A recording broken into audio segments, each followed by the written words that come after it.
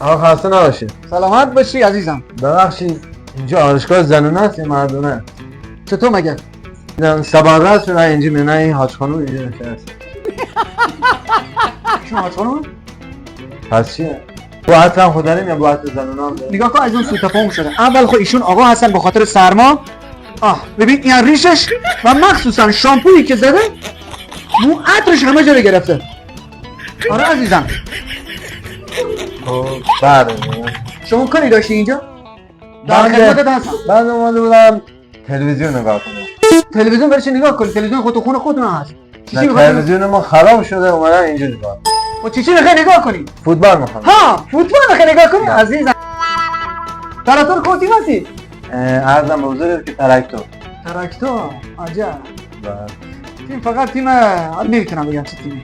بله. خصومت پیش میاد عزیزم. نگاه کن خدمتت چه عرض شود شما باید بری تو استادیوم بشینی فوتبال نگاه کنی نه اینجا آرایشگاه هست. آرایشگاه. آره عزیزم.